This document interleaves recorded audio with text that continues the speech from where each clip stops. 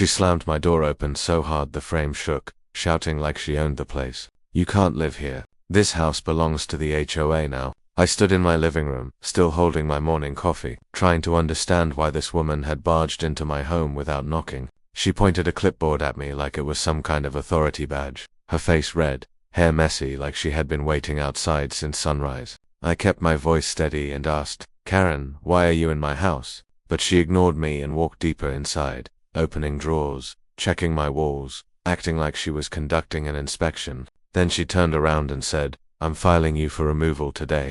She didn't know the simple truth that would flip her world upside down. This wasn't just trespassing. She had just walked into the home of the county sheriff, and I hadn't told her yet. She marched toward my kitchen like she was hunting for something to complain about, muttering violations everywhere, improper layout, unfit for the neighborhood. I watched her pull out her phone and start taking pictures of my cabinets, my sink, even my coffee mug, like she was building a case. When I stepped forward and told her to leave, she jabbed a finger at my chest. "If you touch me, I'll call the authorities and have you escorted out." That line almost made me laugh. Almost. But then she did something that wiped the smile off my face. She went straight to the hallway closet where I kept the safe. She tugged at the handle and snapped, "This better not be restricted items. HOA policy forbids it." My hand tightened around my cup. She had no idea that inside that safe were confidential work items and documents she absolutely wasn't allowed to see.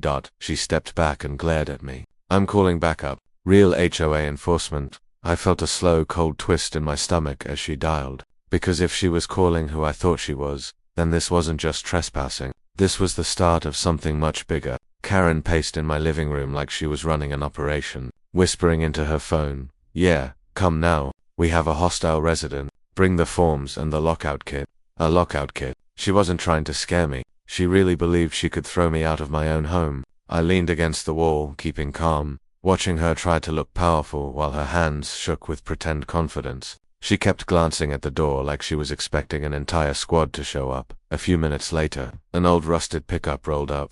Two men stepped out wearing blue shirts that said HOA Enforcement Unit, printed like they made them at home. One carried a metal toolbox. The other held what looked like eviction papers printed on cheap paper. Karen rushed to the door like she was greeting her team. "He's inside," she whispered loudly, "and he's refusing to cooperate.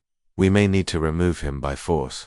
The taller fake enforcer cracked his knuckles and walked in like he owned the place. "Sir, step aside," he said. "We're changing your locks today." I didn't move. I didn't blink. I let them dig their own hole deeper. The shorter man stood beside him, smirking. "We have authority here. HOA rules override your rights." A small breath slipped out of me, part disbelief, part amusement. They had no idea whose house they had walked into, and when the truth hit them, it would land hard. The taller man moved closer, trying to show off in front of Karen. "Sir, if you don't step back, we'll escort you out." He reached for my arm like he planned to drag me out of my own living room. The moment his fingers brushed my sleeve, I raised my eyes slowly and said, "You sure you want to do that?" My voice wasn't loud, but it stopped him like a wall. Something in my tone made his hand freeze. Karen pushed him from behind. "Don't stand there. He's bluffing. Finish the job." But he didn't move. His eyes slid to the safe in the hallway, the one Karen tried earlier, and he frowned. "Ma'am, what exactly is this guy's situation?" he whispered. Karen hissed back, "He's nobody. A troublemaker. Just get him out." I stepped forward, calm but firm. "Before you continue, you should know something." I opened the safe with a quick twist and pulled out a small black leather wallet. Karen leaned closer, annoyed. "What is that?" "Some pointless paper you think will save you." I flipped it open. The gold badge caught the light. "Sheriff County," with my name engraved at the bottom. The room went still. The taller man's face turned pale. The shorter one stepped back like he had touched something sharp. Karen stared at the badge, then at me, then at the safe, her mouth falling open as the truth crushed her confidence. "This can't be real," she whispered. I slid the badge into my back pocket and looked her in the eyes. "You didn't just break HOA rules," I said quietly. "You entered the home of the sheriff without permission." Karen's breath hitched. For the first time, she understood the trouble she had created, and she wasn't getting out untouched.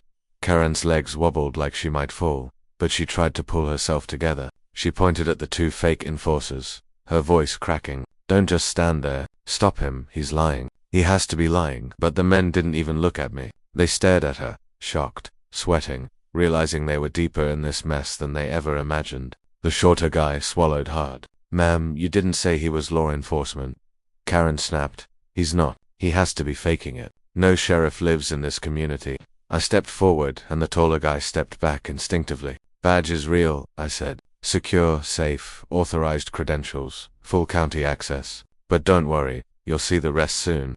Karen looked toward the door like she wanted to run, but she froze when she heard a sound outside. 3 sharp knocks. Real ones, heavy, the kind of knock that makes your pulse jump. Karen whispered, "Who is that?" I didn't answer. The front door opened, and my deputy, full uniform, body cam blinking, stepped inside with 2 more officers behind him. Karen's face drained of every bit of color. "Sheriff," my deputy said, nodding at me with a controlled, serious expression. "We got your emergency alert. Everything okay?" Karen spun around like she'd been struck. "You know him. You're all working together. This is a setup. I'm the victim." My deputy raised a brow. "Ma'am, the sheriff's door was forced open. Your entry triggered the alert system." The taller fake enforcer whispered, shaking, "Karen, what have you done?" Karen shook her head wildly and pointed at me. "He threatened me. He wouldn't follow HOA rules." I stepped forward, folding my arms. "There is no HOA in this neighborhood," I said. Silence followed. Heavy. My deputy looked at her. "Ma'am, you admitted to entering the sheriff's home, pretending to have authority, and calling accomplices." Karen's world fell apart right in front of her. "No. I was trying to help the community," she whispered. I leaned slightly forward, my tone low and steady. "You didn't help the community, Karen. You challenged the wrong house." Her knees buckled, and the real consequences were just beginning. Karen tried one last desperate move. She pointed at the fake enforcers. "They made me do it." But the men lifted their hands instantly. "No, ma'am. This was all you." My deputy spoke firmly. "Karen, you're being taken in for entering without permission, pretending to hold authority, and attempting an improper lockout." She dropped into tears as the cuffs clicked. The fake enforcers were taken in too, mumbling apologies all the way out. When the house finally quieted, my deputy looked at me. "Sheriff, you good?"